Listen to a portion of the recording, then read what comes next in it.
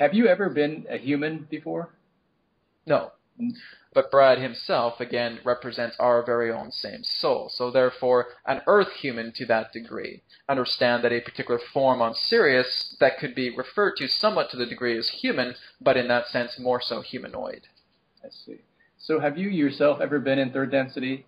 I know that's No. consciousness. No. We have not. You have not. Our particular, shall we say, incarnation within this realm or in these particular planes themselves have conjured together through that of what you would know as the fourth, the fifth, and now the sixth. I see. So it's really a choice. Is it a choice for someone to come in to descend into third density? Yes.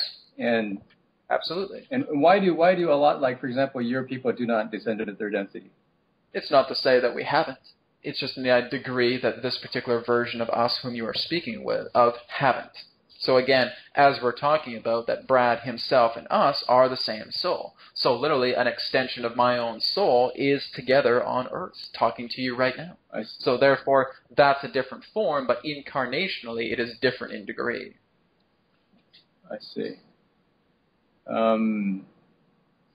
Because all I really represent is a probable self contained within Sirius that literally may not even be concurrent with your timeline. Although in that time, shall we say, there have been certain forms of interventions of my being together, not only with Brad himself, but with others upon your planet. So therefore, I am existing within another alternate current reality that then bridges together with this reality that you would consider to be concurrent to, shall we say, have peaks of presence here and there.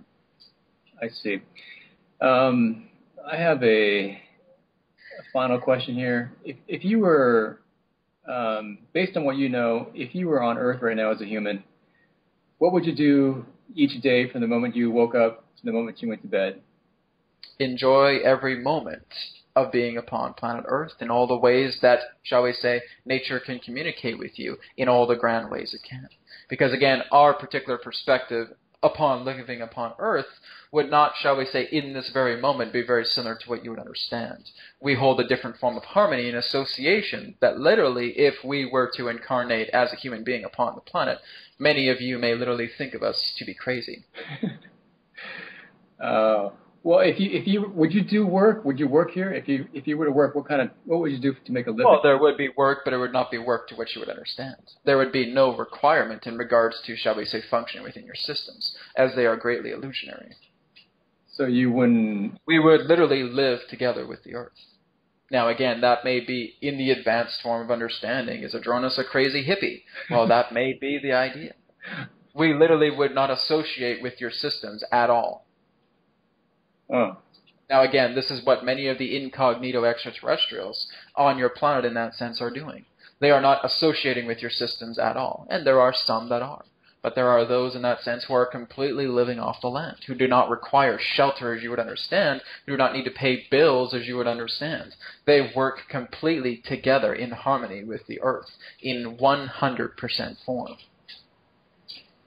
Okay. So you would be... And this is exactly what you'll be going through within, shall we say, a great amount of time ahead, but this is eventually where humanity will end up. You will work and live together completely with the Earth. That all particular structures that are built are of the Earth, manifested directly from her soil, from her earth, from her rock. That's the whole idea, is that you're moving more into the equilibrium. And who are the grandest teachers that are telling you how to live off the land? The animals themselves, the plants, the vegetables, the vegetation, the elements.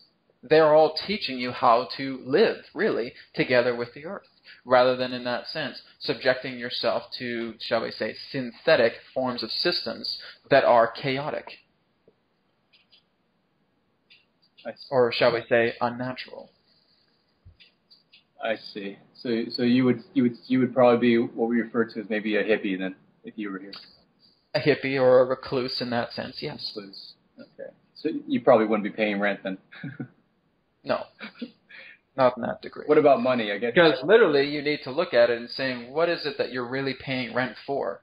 To live on a planet that you were born on. Why should there be any need of monetary funds for that which you already exist upon? It doesn't make sense. It is an illusion.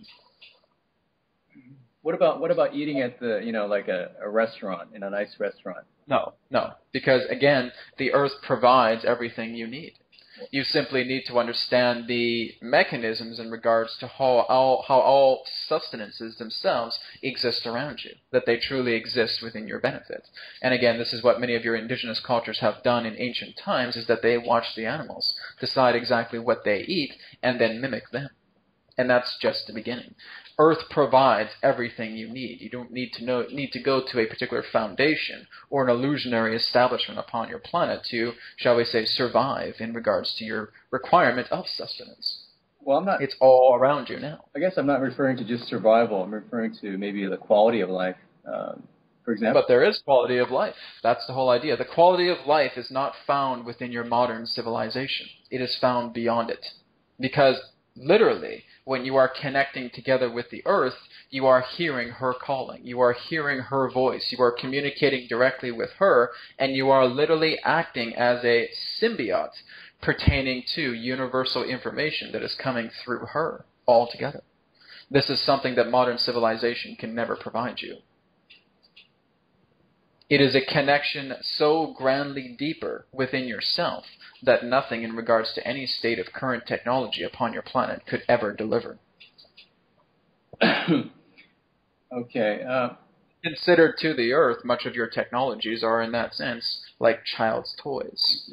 But wouldn't you say that with being able to live with nature, for us moving in that direction, I guess at some point we're also going to advance in technology, for example, incorporating fusion? It would be much more in the idea of understanding that your technology will be more organic. Literally moving more into that of what you would understand as crystals. Crystals. Okay. So our lives, we would live in union with the earth, but we would also have technologies to supplement that, would you say, to help kind of... Your technologies would function as an ally, not as a, shall we say, fallback in regards to a dependency. Like for example, to be able to go into space now and be a galactic civilization like a lot. Yes, you would literally be able to create, shall we say, self-aware vessels. Okay. I have one that literally could be created through what you would know as crystalline grids or crystalline structure together.